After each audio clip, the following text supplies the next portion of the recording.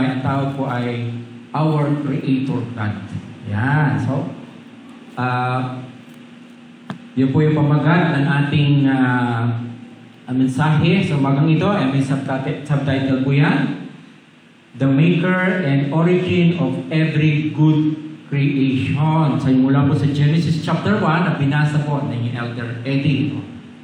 At marahil kayo pamilyar doon, lalo na po yung mga nag-Sunday school sa kasaysayan ng paglikha. At kaya po ang nakalagay dyan, ang ating Creator God. Yun po kasi ang unang-una dapat nating malaman patungkol sa Diyos. Na siya ang lumikha ng lahat at lumikha sa atin at nagbigay ng ating buhay.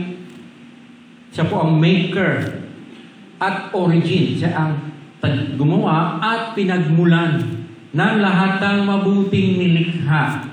And take note, kung nasundan niyo po yung pagbasa kanina, pagkatapos po ng paglikha ng Diyos at sabi ng Diyos ay tiningnan ito ng Diyos at sinabi niya, mabuti.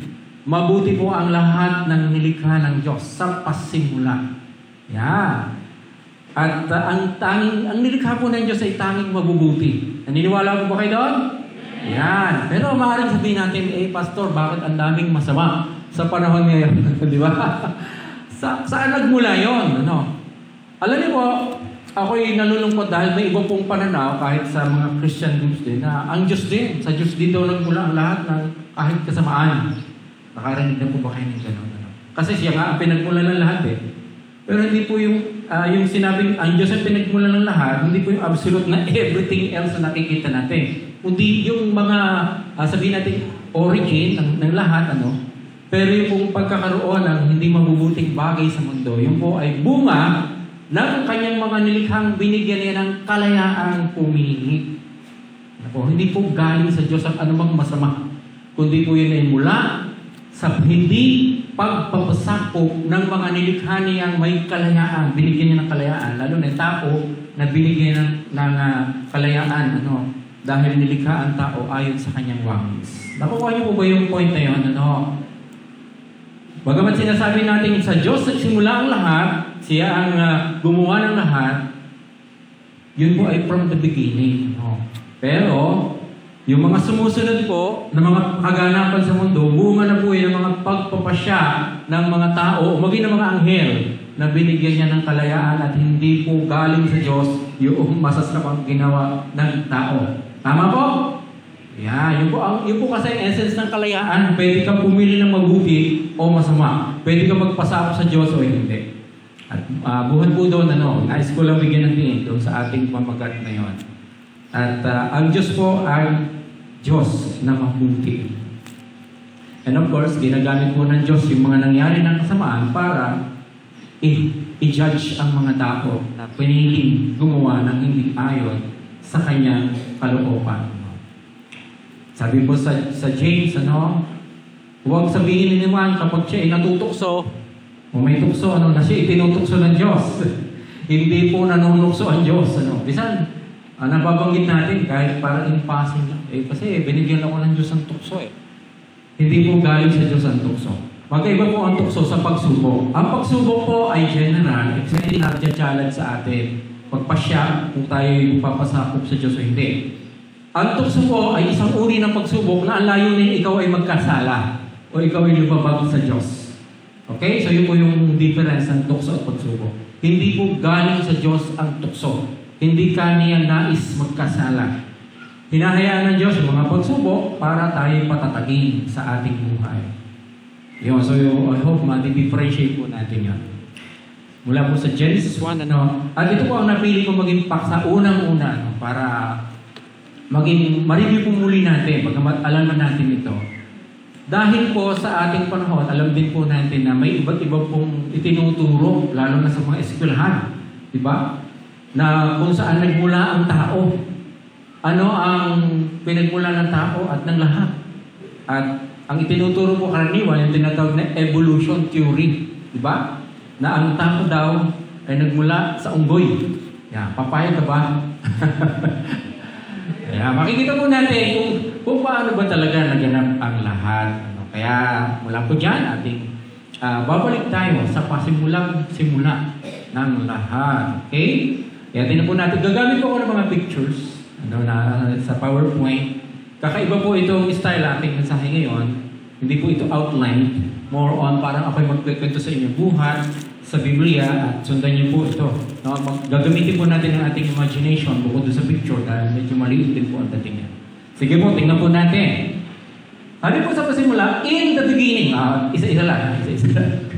In the beginning, God created the heavens and the earth. So, yun po yung unang-unang verse of Bible. Siguro, ang dali naman yan sa uluhin, Para kumikit ka ngayon, pwede mo ma-recite. Sabi nga, pikit po kayo, tapos i-recite niya, go. In the beginning, God created the heavens and the earth. Yan po aking recommended sa inyo. Yan ang unang-una yung sa uluhin sa taong ito.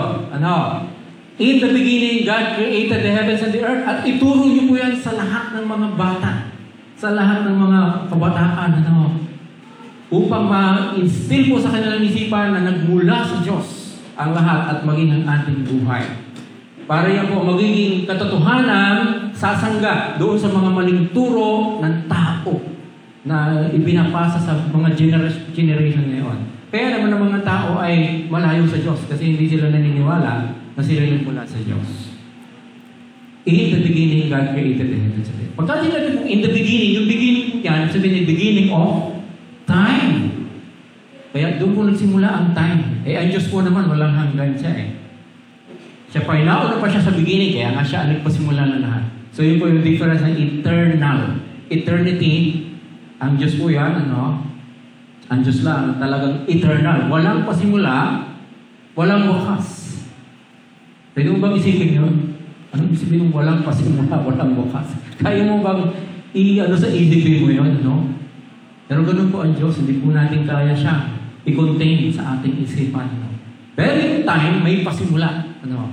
Doon po nagsimula. In the beginning, mula ng likhain ng Diyos, ang langit at ang lupa. Pero take note din po, yung heavens dyan ay plural. Hindi po singular. Tinignan ko rin po yun ay plural din po sa original Hebrew. Sabihin, mga langit at ang lupa. Okay? And then, tingnan po natin. Sige, masunod. So, heavens, sabihin natin, ganyan ang heavens, konting picture. And then, and the earth. Sige, isa pa. The earth. Isa pa, sige. Yan. Alam niyo po, ang commonly sa Biblia po, mapapansin po na pag sinatin yung langit, o mga langit, ito ay nasa taas. Tama? Ang lupa ay nasa baba. Yun po ang basic direction na unang direction na makikita natin sa Bible. From above and from below. Sabi ng Panginoong Jesus, I am from above, you are from below. Yung mga tao, dahil nakatungtong tayo sa lupa. Ngayon, yung heavens na yun, ano ba yan, Then, tingnan po natin, God created, at ang Diyos ang lumikha na yan. Ibig sabihin, from the beginning, lahat ng nilikha ng Diyos na magmumula dyan, either sa langit o sa lupa, ang Diyos ang lumikha. Pagka sinabing created, sabi po sa Hebrews 11:3, by faith, we understand that the worlds were framed by the Word of God, so that the things which are seen were not made of things which are visible. Ibig sabihin, talagang wala pa ang langit at lupa noon. Walang raw material. Out of nothing. Sige, out of nothing po. Ibig sabihin noon, we're not made of things which are visible. Sige. Everything from nothing. Yun po ang tinatawag na ex nihilo sa salitang Latin or sa Hebrew. Sabi, created out of nothing. Sabi, mula sa wala, lumikha ng Diyos, nagkaroon ng existence ang langit at ang lupa. Okay? At doon po natin makikita na lahat niya ay sa Diyos nagsimula. Then, next. Ngayon, tingnan natin, ano ba ang nangyayari? Kasi may mga araw po ng paglikha. Sabi sa first day of creation. So isasama muna natin yung verse na doon. In the beginning, God created the heavens and the earth. The earth was without form and void. Sige. The earth was without form and void. Pagka sinabi kong without form and void, sabi ropa, wala pang kalaman-laman. Kumbaga, halimbawa, kung marunong ka magawa ng pizza, Wala pang toppings. Plain pala na pizza. No? Sabihin, wala pang laman ang langit, ang mga langit at ang lupa. Kasi lalagyan pa ng Diyos. Okay? Then, so without form and void, and darkness was on the face of the deep. Kadiliman pa noon. So kahit nilikha na ng Diyos, ang langit at ang lupa, wala kang makikita. Kadiliman, no? Dahil, halimbawa, kung kayo nado doon, halimbawa lang na wala ka pa rin makikita. Darkness nga eh. So yun po yung nandoon sa supposed. And then, the Spirit of God was hovering over the face of the waters. Teka, baka bigla nagkaroon ng tubig. Ay wala pa naman sinabing nilikha ng Diyos ang tubig. Actually, wala po tayo makikita doon sa Genesis 1 that God created waters. Ngayon, kung gano'n, saan nagmula tubig?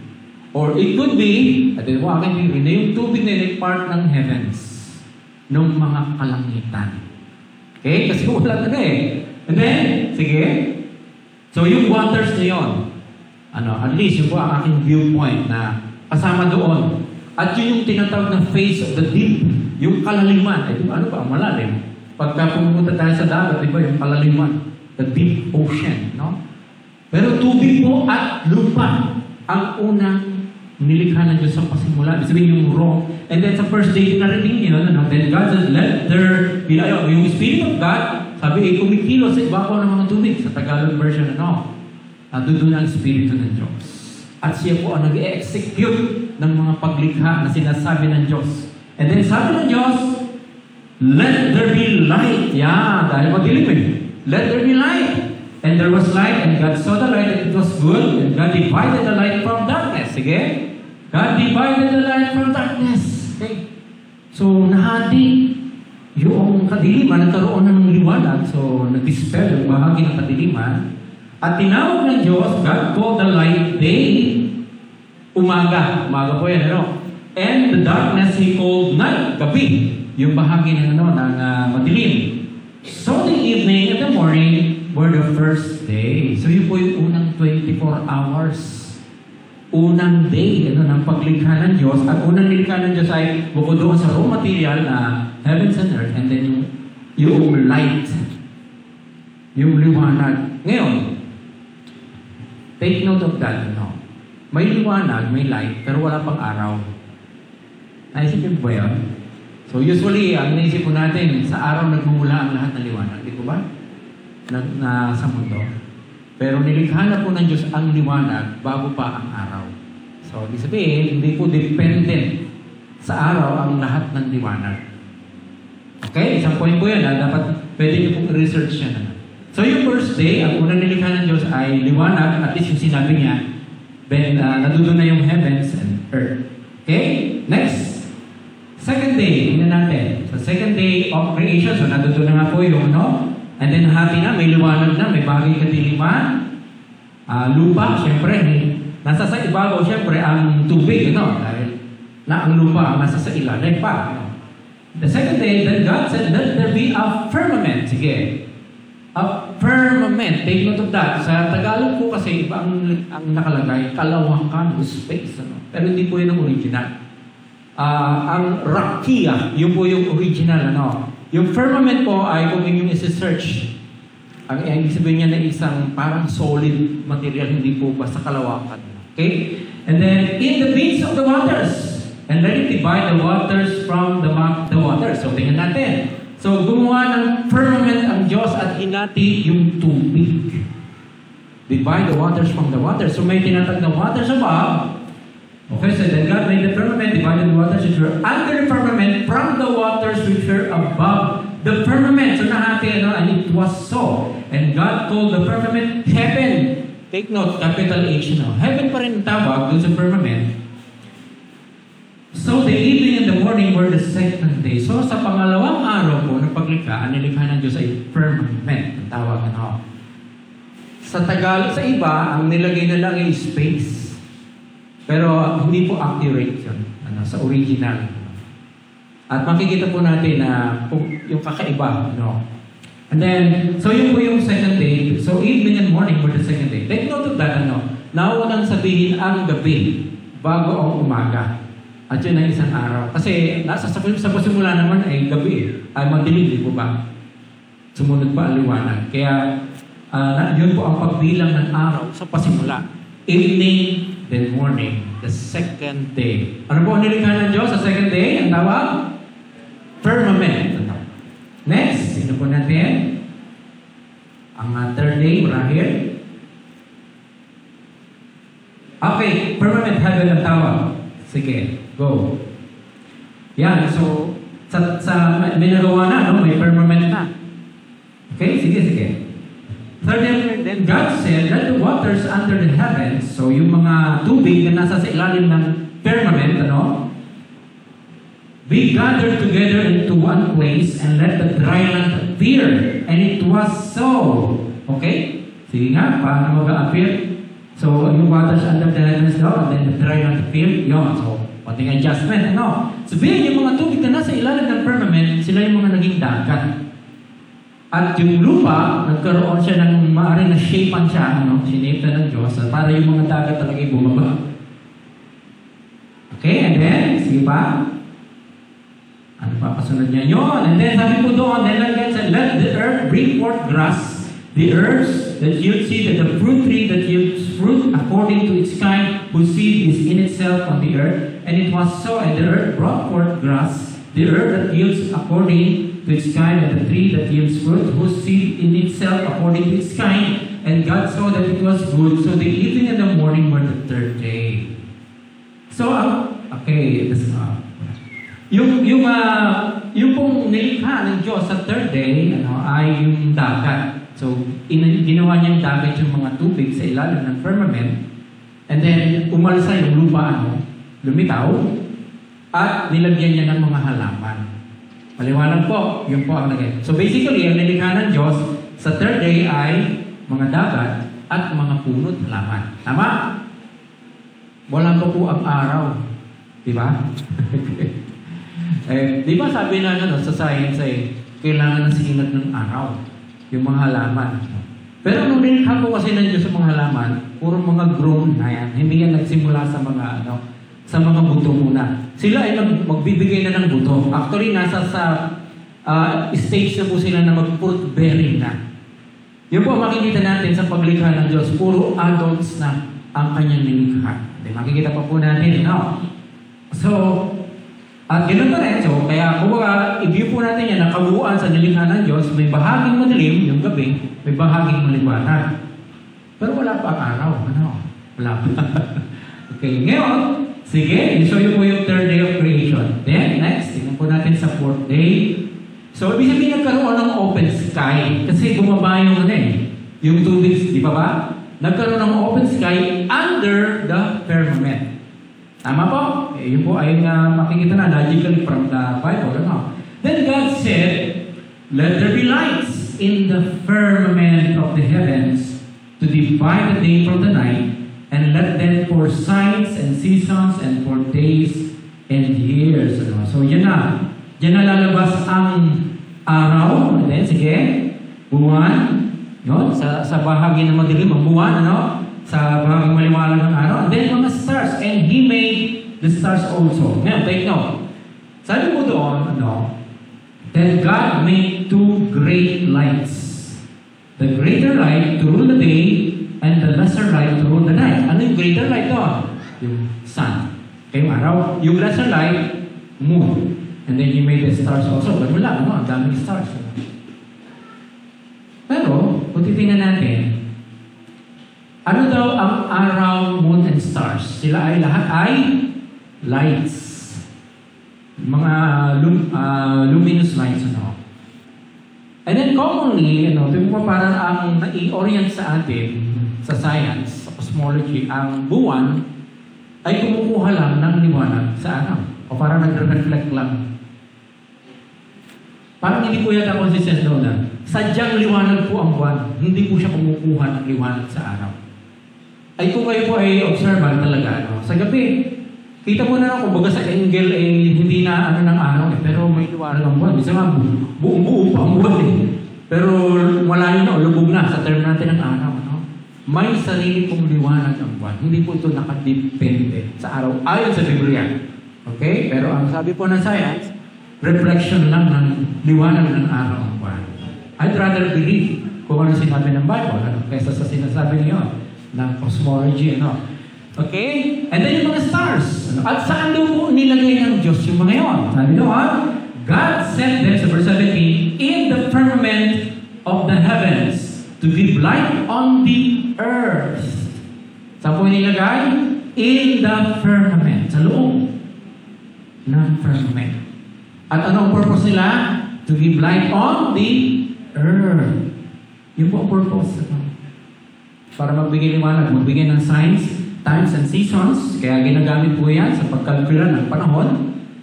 Okay? Pagka may nakikita na natin sa kalawakan mo. And then, and God saw that it was good. So the evening and morning were the fourth day. So yun po yung permanent. Yan. Hindi pa kayo tataka. Commonly, sa atin pong alam na cosmology na ituro sa atin, ay after nitong Earth, parang may malawak at napakalayo ng buwan, lalo na ng araw, at lalo na ng mga stars. Di ba? Pero, sa ating paglalarawan, paano yung waters above? Ganun ba? Di ba? Sinasabi po ng cosmology ay napakaraming billion stars and even planets daw. At may mas malalaki pa raw stars sa ating araw. Sa sun. Yeah, so gusto ko po kayo bigyan ng challenge para mag-research din kayo. Pero yun po ang presentation sa atin ng Bible. Na ganun ang pagkaka-create ng Diyos. Doon niya sa firmament. At ano ba yung firmament na yan? Yan ba ay space talaga? O anong klase ng space yan? And then, ganun ba talaga kalayo ang buwan, ang araw, at ang mga stars sa mundo? Kagaya na sinasabi ng science, na million light years? O hindi kaya sila ay maliliit lang at malapit lang talaga sa mundo? Yun po yung mga tanong na gusto kong i-research nyo rin. Bakit pagka may time po na nag-eclipse, natataklo ba ng buwan ang araw? Hindi kaya pagkasilang-ilang sila. Hindi kaya pagka sinabing greater light, ay sabihin, hindi necessarily malaki in size, kundi greater in luminosity sa kanyang padakilaan ng kanyang liwanag.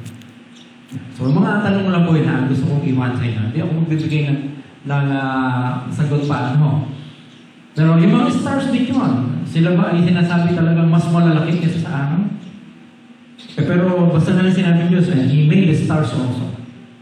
O hindi kaya sila ay kagaya ng mga nakikita ngayon ng mga mayroong high-powered telescope na iba't ibang kulay star, parang mga dancing lang sila at kaya makita. Na parang twinkling stars nga.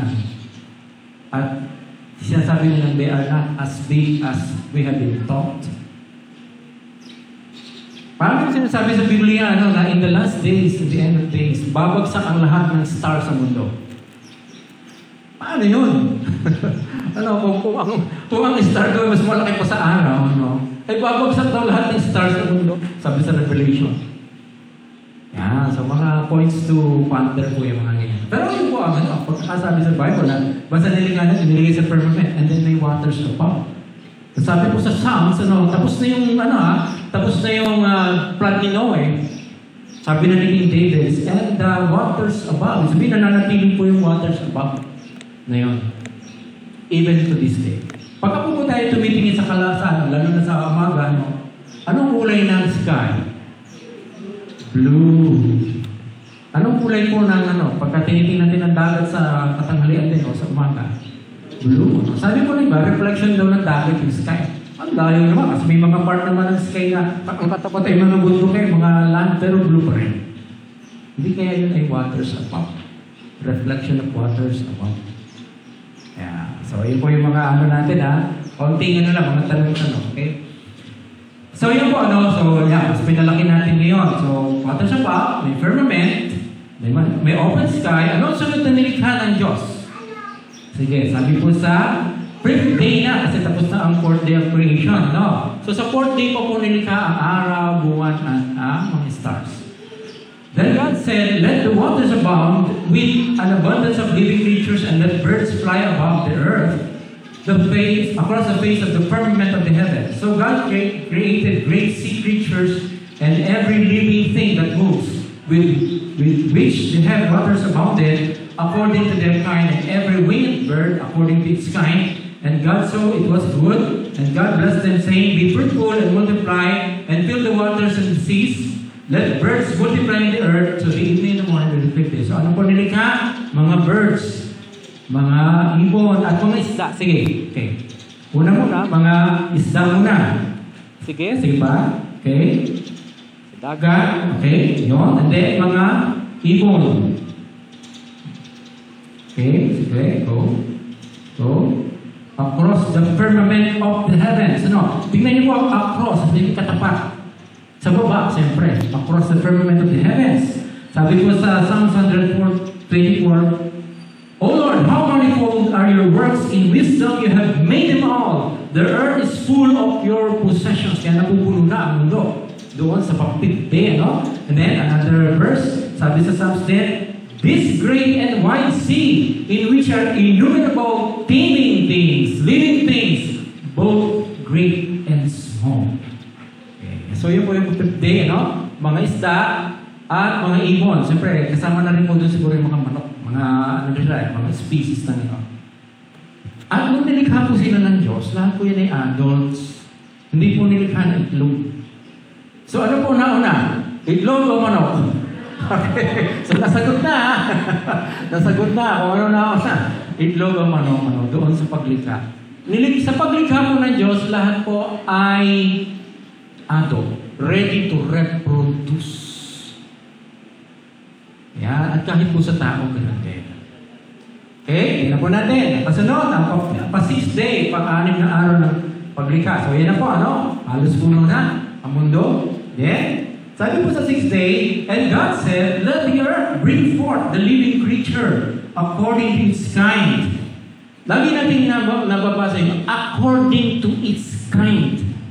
Ibig sabihin, ayaw sa uri nito. Ibig sabihin yan, sa science po, may tinatawag na phylum, family, ganyan. Pagka kind po, ibig sabihin, ang kind ay aso. So, puro mga aso, at may iba't ibang species ng aso. May iba't ibang ba? Ang aso ay mayroong Dalmatian, meron mga uri ng aso? Chihuahua, Bagamat iba't iba yung kanilang species nga ba tawag doon, pero iisang kind sila. Puro aso sila. Tama? Puro aso. Pamilya ng mga aso yun. Iba rin ng mga horses. Ang horse po ay hindi aso. Tama? So may horse kind, may dog kind. At may mga chicken kind, mga ganon. Kahit po sila nag-a-adapt sa surrounding, hindi po sila nagbabago ng kind. Kaya nga according to its kind. Sa evolution po, pagka sinabi nila, kita mo yung ibon. Dito, humaba na ang beak. Sabi, di ba? Ayan ay palatandaan ng evolution. Hindi po, nag-adapt lang yun sa surrounding. Pero hindi nagbago yun ng kind. It remains bird. Di ba? Bird pa rin yun kahit nagbago ang beak. Yun po ang walang sagot ang evolution. Sinasabi nila na yung mga adjustment sa mga ay proof daw ng evolution. Wala pa pong na-provide na kahit anong proof ang evolution. Halimbawa, kalahati tao, kalahati kabayo ang skeleton. O gano'n, O kaya parang unti-unti lumabago. Ay sinasabi nila, million of years daw yung mga pangyayari nyo. That is a lie. Nilikha po ng Diyos by His Word. Gano'n na ang mga at laging gano'n sila. Nagbabago-bago na sila. Minsan ng kulay, kagaya ng mga tao, dahil napaiba tayo ng mga klima. Pero tayo po ay mankind ang tawag. Iba po mankind sa animal kind din.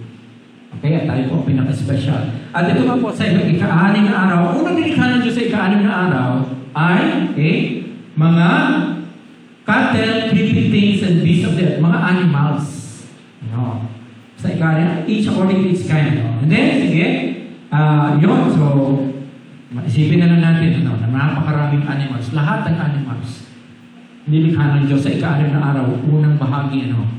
Pero, sige, kasunod pa, according to its kind, and then, ang nilikha, pinakahuling nilikha ng Diyos ay, then God said, let us make man in our image, according to our likeness.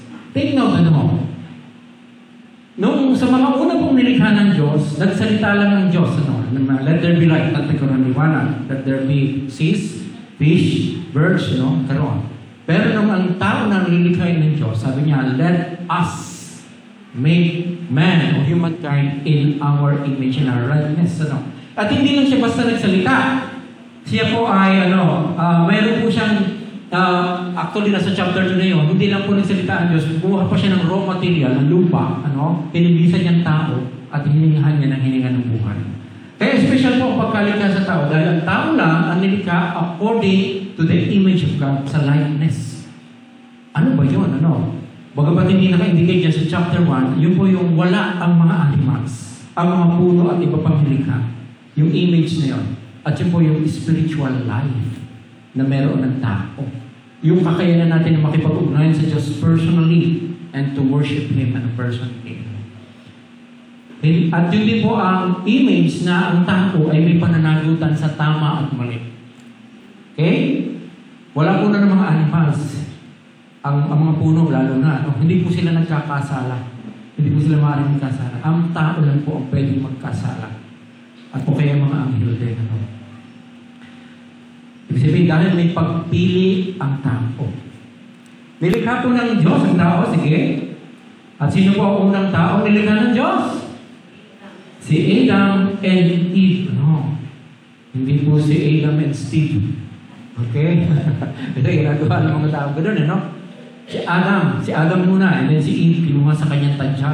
Ganun, sabihin yung kanilang pagiging isa bilang asawa. At siya po ang highest creation ng Diyos. At tao, tayo. Kaya sa lahat po na nilikha ng Diyos, tayo po yung pinaka-special sa ating Diyos. Dahil ang sabi po doon, so God created man in His own image. In the image of God, He created him, male and female. He created them. Ilang gender lang po ang nilikha ng Diyos? Dalawa lang po, Ngayon po ay gusto nang puruin ang alphabet ng ating mga tao sa mundo, LGBT hanggang kung saan pang aabutin. Pero from the beginning po, dalawa lang po gender ang nilikha ng Diyos. Male and female. Yung pong iba, aberration na po yun.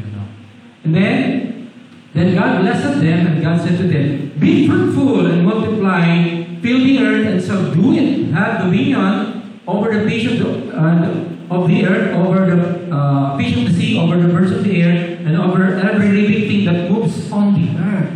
Yan po ang isa pang palatandaan ng image ng Diyos. Yung capacity to rule, magkaroon ng dominion. So doon sa lahat ng mga unang nilikha ng Diyos, lalo na yung mga animals at mga puno, binigyan ng Diyos ang tao ng kakayanang pamahalaan sila. Leadership. At yun po yung kakaiba. Kaya ang tao po talaga ang pinaka-mataas na nilikha ng Diyos. At ang tao po ay hindi animal. Take note of that. Bukod pong nilikha ng Diyos ang tao. At nung nilikha po ng Diyos ang tao, adult na rin. Diba? At sila po ay hindi muna nagsimula sa baby. Kaya sa palagay niyo po, ano pong meron si Adan at si Eva na wala tayo? Na hindi katulad natin? O anong meron tayo na wala si Adan at si Eva? Yanan? Okay. Pwede. Bukod po, sa kanilang physical features, sa palagay niyo. Ano ang wala sila na meron tayo?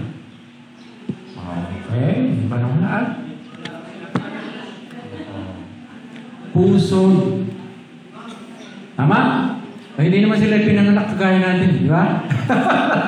So, marami ko, pero ayun na yung theory lang. Pero logically, di ba? Tayo na naman ang pagka-pinanganak ay pinuputulan naman. Pero sila, talaga nilikha ng Diyos. At yan po ay isa rin patunay na talaga, from the very beginning, nilikha po ng Diyos ang lahat na grown-ups. Hindi po nagsimula muna sa mga itlog, ang mga ibon, o anuman, o sa baby. Ready to reproduce lahat. Yun. At contradiction po yan sa sinasabi na evolution. Nagsimula doon sa bacteria ang lahat. Sa pagdaan ng panahon, nag-iiba-iba. Yung bacteria, nagkaroon ng unti-unti ng paa. Naging tadpole. Tapos yung tadpole, naging palaka. Napapunta sa lupa ang palaka. Naging isda. Tapos umakyat sa saging yung palaka. Naging unggoy. Pababa, naging tao na yun. Parang ganun po, in a nutshell, yung evolution. At yun po ay nagaganap sa loob ng million or billion of years. Sabi niyo na. Lahat po yun ay kasinungalingan. Huwag po tayo padala doon sa kasinungalingan yun. Dahil doon po ang ito ay na-research ko, pinakalayunin po ng turong yun ay alisin sa picture ang Diyos. Sabihin, wala na lumikhang kagaya sinasabi ng Biblia. Dahil po tayo ay sa Diyos nagmula ang ating buhay at sa Kanya tayo mananagot sa ating pamumuhay. So yun po ang kasaysayan, ang pangyayari ng paglikha ng Diyos. Marami pa tayong pwedeng pag-usapan patungkol dyan. Ako may mga ilang pinoint out na mga tanong to challenge you, to make your own research. Kagaya ng mga minention ko tungkol sa firmament, tungkol sa araw, buwan, bituin. Ang isang tanong ko, totoo bang nakatungtong sa buwan ng tao? Yan. Research po yan, At samantala sinasabi ng Biblia na ang buwan ay light. Pagkaliwanag, solid material ba yun? Yan. So, mga gusto ko lang pong i-stir up ang inyong minds. Or it could be, pamula po nang dumating ang computer sa mundo, napakarami nang nagawa ang tao to replace yung mga sinasabi ng Biblia, yung mga concepts. Kaya po yung nababanggit sa inyo, marami na po ako na-research. And sa akin pong pagbabalanse, there is something inconsistent. Basic inconsistency sa sinasabi ng Biblia at sa sinasabi ng present cosmology ng tao. Ang Diyos ba ay talagang malayo? O napakalapit lang talaga niya? Sinasabi po na ang Diyos, somewhere sa Ezekiel, ang throne niya nasa ibabaw ng firmament. So, tingnan po natin yung mga bagay niya. At ako po, I believe I have this, kagaya din po ng iba, mga pastor na nagbabalik sa Genesis, para ituro ang mga bagay na ito, magbibigay din po ako ng focus ito. Hindi lang sa mensahe, kundi sa mga Bible studies po. At para po sa akin, maaaring tayo po ay nabuhay sa mundong ito, nakagis na natin ang mga turong maaaring hindi totoo. Marami. At yun po ang nagagamit ng diablo para ang tao po ay linlangin. Marami po. Of course, kailangan po ma-expose yung mga bagay na yun. At mamimili lang naman po tayo Alin ang paniniwalaan natin? Ang sinasabi ng salita ng Diyos o ang sinasabi ng turo ng tao ngayon. Kahit na sinasabing modern science. At by God's grace, ating po titignan. Nais po natin ay ang katotohanan. Tayo po ba talaga ay nakatira sa mundo kagaya ng naituro sa atin sa eskwelahan na isang globe? O there is something else sa sinasabi ng Biblia? At ang Diyos ba is hindi talaga natin maaarap yung kanyang kung nasa saan ba siya? O sinasabi din talaga ng Biblia kung nasa saan siya? Sabi po ng Biblia, He is a Father. May taas po at may baba. Talagang ganun po. Yun po ang basic direction. Yung gravity ba? Ang talagang totoong ganun ang concept ng gravity?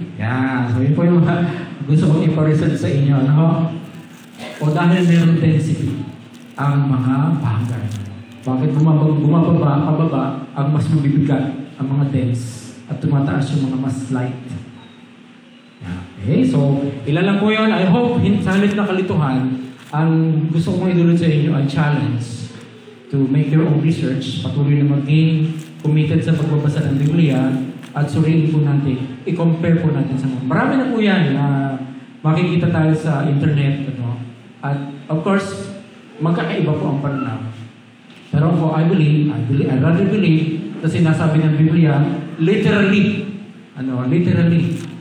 Yung iba, i-interpret metaphorically ang mga sinasabi sa Genesis. Pero for sa akin, literal po na 6 days nilikha ng Diyos ang lahat. Hanggang sa tao. At yan po inulit sa 10 Commandments, nilikha ng Diyos ang lahat in 6 days. And on the 7th day, nagpahinga ang Diyos. Literal 24-hour day po yan para sa aking pagkaunawa at sa pagkaunawa rin po ng mga iba pang mana ng palataya. Pero sa mundo po natin ito, sinasabi ang mundo raw ay maaaring billion of years na. Sabi ng iba, ang pamulan na likhain ng Diyos ang sanlibutan, parang wala pang 10,000. Parang 6,000 panganak. Young earth tayo. So, alin doon? So, ating po sa mga, bukod sa Biblia, siyempre mag-research po tayo. Meron na po mga iba pang nakapag-research. At mga scientists din po ito, mga Christian scientists, Christian professionals. At alam ko mag-cause marahil din po ng kumbaga tinatawag ng bashing, kapag inilagay mo sa YouTube o sa internet itong mga ganitong mensahe. Pero I'm ready for that, at once po ako'y na-convince sa isang patatuhanan o sa isang falsehood, I will continue believing what is true. Yan po. At ang lahat ng ito ay nais ko sabihin na ang Diyos ang lumikha. Do you believe that? Ang Diyos po ang lumikha, sa Kanya nagmula ating buhay at sa Kanya tayo mapabalik. At lahat ng ito para sa akin ang implication ng po, God deserve our highest worship. Siya lang ang dapat nating sabihin, pasalamatan at binigyan tayo ng pagkakataon na mabuhay sa mundo ito at makilala siya at sambahin. Yan, let's go. You spoke the word and all the worlds came into order. You waved your hands and planets filled the empty skies. You placed the woman and the man inside the garden, and though they fell, they found compassion in your eyes. Lord, I stand amazed at the wonder of it all, yet a greater wonder brings me to my knees. Lord, I praise you because of who you are, not just for all the mighty deeds that you have done. Lord, I worship you because of who you are. You're all the reason that I need to voice my praise because of who you are.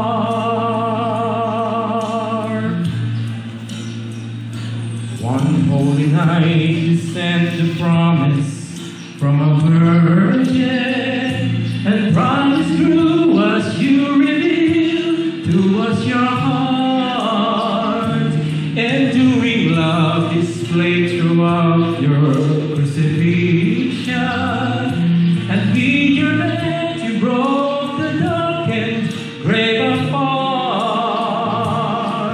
Oh Lord, I stand amazed at the wonder of it all, yet a greater wonder brings me to my knees. Lord, I praise you because of who you are, not just for all the mighty deeds that you have done. Lord, I worship you because of who you are. It's all the reason that I need to voice my praise. Lord, I praise you because of who you are, not just for all the mighty deeds that you have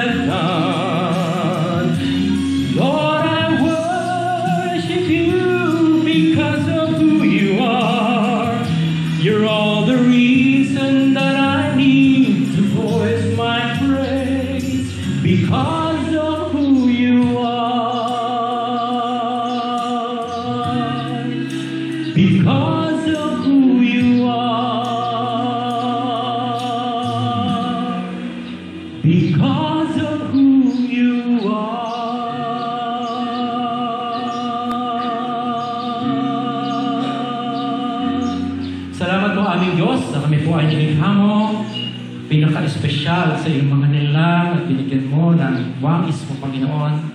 Kaya naman kami po ay may mga dignidad sa aming buhay na dapat namin respetuhin sa isa't isa. Salamat po, Panginoon. At kayo po ang aming tinataas sa sandaling ito. Kayo po ang aming pinararagalan at kayo po ang aming kailangan sa buhay na ito. At nawa po yung mga katotohanan mo ang aming matanggap at hindi ang mga kasinungalingang galing sa mundo ito.